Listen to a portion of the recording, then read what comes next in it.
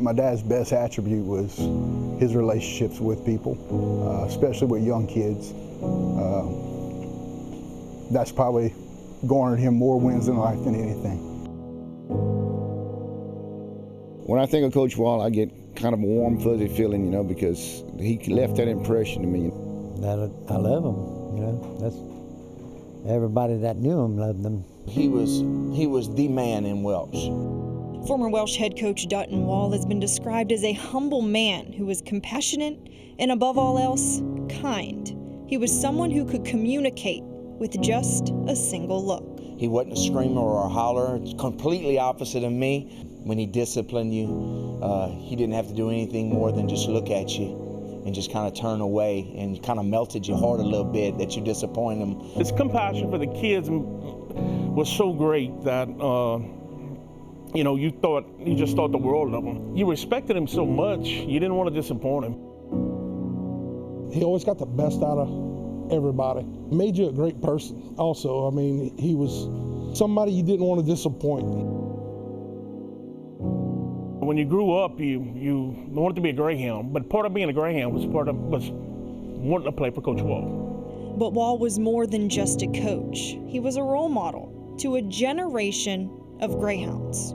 He reminded me a lot of my dad. When I came to Welsh High School, Coach Wall was the example of what I wanted to do in life. He was such a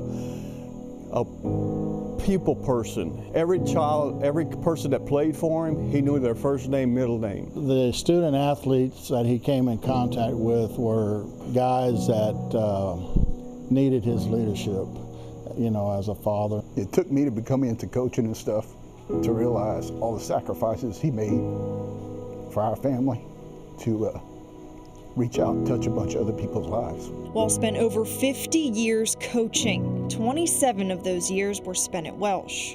He took the Hounds to a pair of state title games in '89 and '92. And with Welsh's return this past season, he sent a message to the team. The championship game, he actually he wrote a letter and sent it to me and said that you know, he wanted to wish us the best of luck, and they had been to the Dome in '89 and '92, and he said, we left something there, and I want you to bring it back. He was proud of Welsh. He was proud of Port Sulphur and Sacred Heart and Crowley and all the other places that he coached. And that's what made Wall so special. It wasn't the X's and O's or what happened in between the lines.